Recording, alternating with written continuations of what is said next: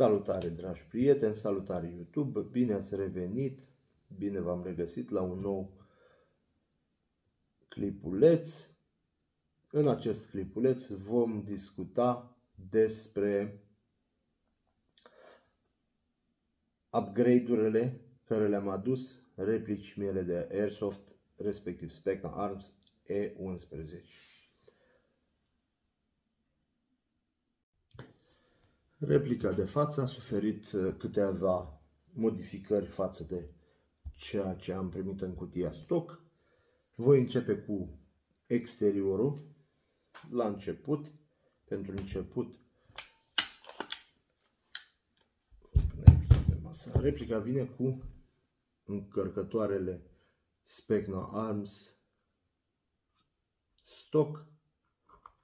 Nu am făcut prea multe căutări, am încercat, aveam un încărcător de M4 metalic, un mid-cap, nu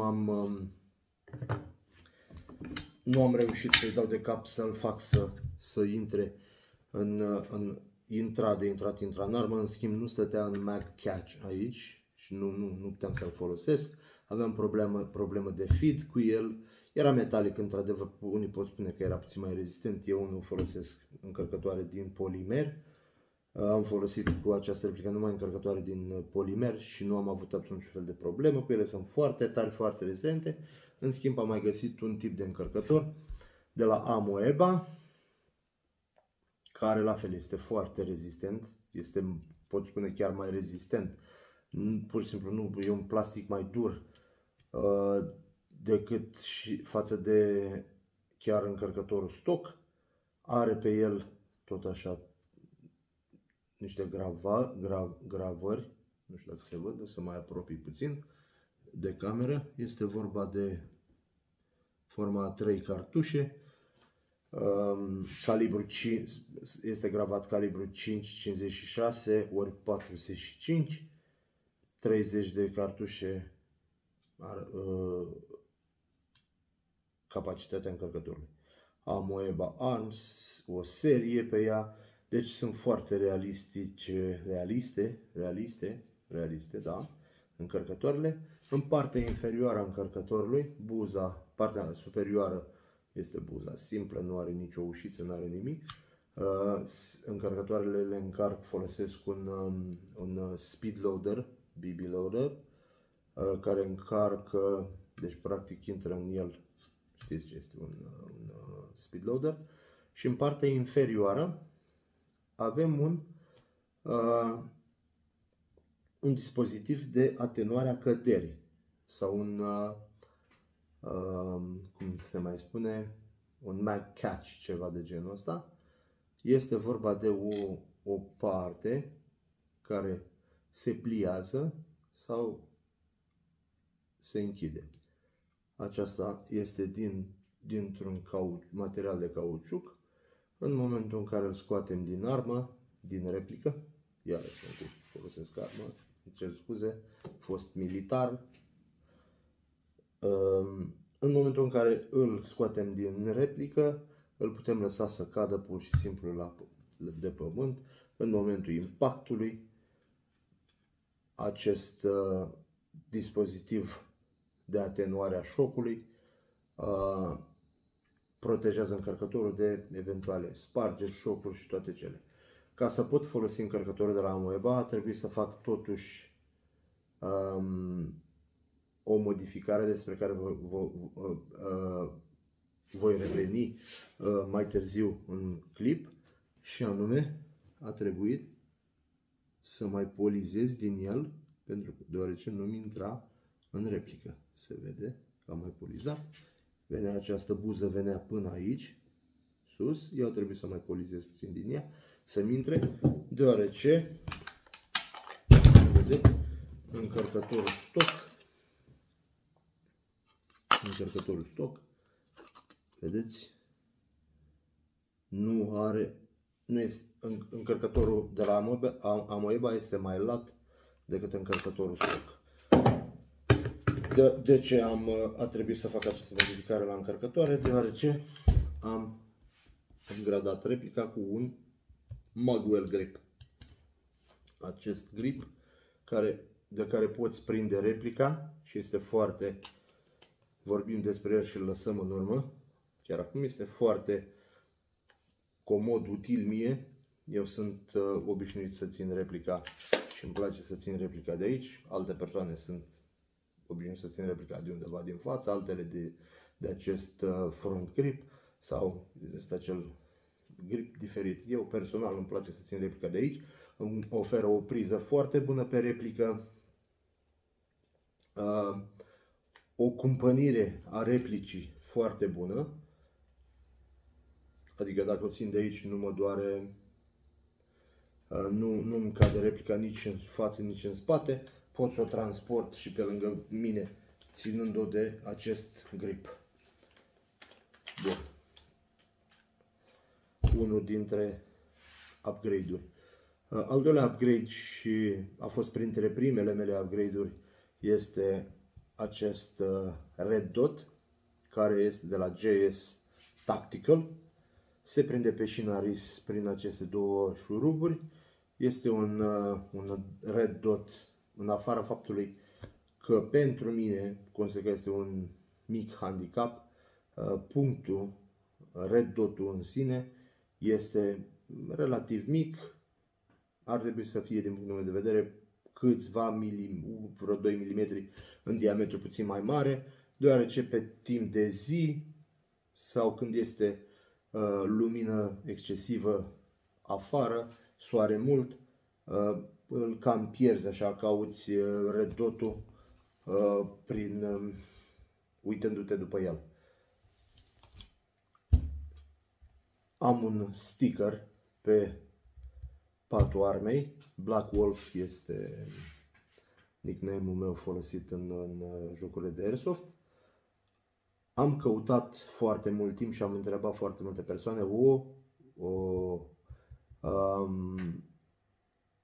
o metodă de a pune acest este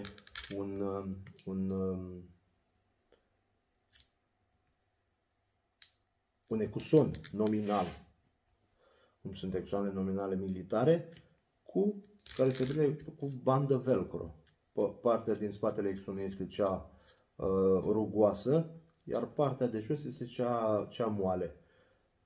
Am rezolvat problema, am găsit la Hornbach, se poate găsi la orice magazine din comerț, bandă de Sky adezivă. Am lipit-o, este foarte rezistent lipiciul. Am încercat să lipesc pe alte plastice, cum ar veni pe casca tactică, am încercat să lipesc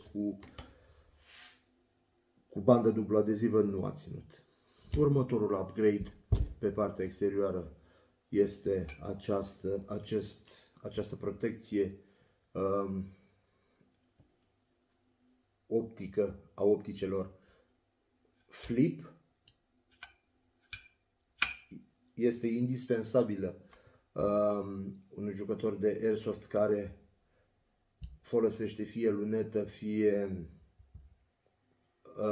Red Dot, deoarece este utilă chiar și în celor care folosesc camere de filmat Airsoft, deoarece oferă protecția împotriva spargerii lunetei sau Red Dot-ului sau lentilelor camerei. Foarte rezistentă, foarte... Despre optică mai am în partea de sus a Red Dot-ului, după cum se vede, este o bilă de nivel, o bulă de nivel, care este utilă în momentul în care facem reglajele Red Dot-ului. Reglajele de Red Dot-ului vom vorbi despre ele în următorul clipuleț. Mânerul din spate este unul upgrade, este mai mare, mai plin în mână, conferă o priză mai bună. Eu aveam problema această replică, care m-am temut, m-am speriat, dar am săpat și am întrebat și eu pe ceilalți și au spus că este o problemă absolut normală. Motorașul se încălzea, nu excesiv să se topească, dar se încălzea destul de repede În momentul în care executam foc susținut, foc automat. Deci foc automat, nu puteam să trag cu această replică ca o replică normală, deoarece încărcătorul motorașul se încălzea excesiv. Nu se încălzea bateria din replică atât de excesiv încât se încălzea acest motoraș. De aceea am optat pentru acest grip, în care am făcut 3 găuri de aerisire și pe o parte, și pe partea aceasta și pe partea din spate, după cum se vede în torc replica, pentru o mai bună răcire a motorașului. Având arma replica tot pe partea aceasta, următorul upgrade este o lanternă. Este o lanternă de dimensiuni scăzute, de 200 de lumeni, este foarte puternică. O lanternă cu, vedeți, fir și pressure pad. Pressure pad-ul, mie, la această replică, mi-a intrat la fix între acest handguard de cauciuc, care sunt de cauciuc, și wrist cover și mânerul vertical, mânerul frontal. Acest mâner frontal la fel este upgradat, nu vine replica cu el stock. Rail cover-ul, am mai folosit rail cover-uri de câteva modele, singurele care mi-au plăcut și îmi sunt foarte ok, dă și o senzație așa de plin, după cum vedeți, partea superioară, laterală și inferioară, de două senzații de plin, la vedere de plin a șinei RIS. Sunt de cauciuc, foarte comode. La interior, replica, voi scoate, am o baterie de la Titan cu 3 celule. Pune puțin replica jos. Bateria de la Titan, litiu polimer LiPo, 11,1V, 3000 de mAh, o baterie cu încărcare balance, mufă DINS. Am upgradat, am trecut la această baterie, am optat pentru această baterie deoarece este o baterie foarte puternică, îmi oferă funcționarea replicii fără probleme și îmi alimentează replica cu curentul necesar pentru perioade lungi de joc. Începând din spate, zilele acestea am upgradat replica cu un arc M130 care dezvoltă o putere destul de considerabilă. Încă nu am făcut crono, îi voi face un test crono cât de curând. Sunt curios cât a crescut. Vizibil, range-ul mi-a crescut foarte îmbucurător pentru mine. La interiorul gearbox-ului i-am făcut un upgrade de nozzle. Am un nozzle de la Max, CNC de la Max, cu dublu o-ring de etanșare. Am schimbat inelul de etanșare a pistonului interior. Gearbox-ul este un Orion V2, foarte rezistent, foarte puternic, foarte fiabil. Nu am umblat la roți, nu am umblat la shimming. I-am făcut o gresare, profitând de faptul că am desfăcut gearbox-ul, i-am făcut și o mentenanță. Ca următorul upgrade am făcut la camera de hop-up. Camera de hop-up este o cameră de la CNC Max Pro. Pentru cei care nu știți, vă voi descrie puțin această cameră de hop-up. Este o cameră de hop-up care în partea inferioară, după cum se vede, sper să vedeți și voi, are o clăpiță care reține cele 3 sau 4 bile în interiorul camerei de hop-up. Deci în momentul în care scoateți încărcătorul să-l schimbați, știți că la majoritatea replicilor de Airsoft îți cad din replică undeva la 3-4 bile. Cu această cameră de hopă, care este o cameră pro, nu cad acele bile. E o cameră foarte bine realizată. Pe lângă camera de hop-up am mai făcut un upgrade.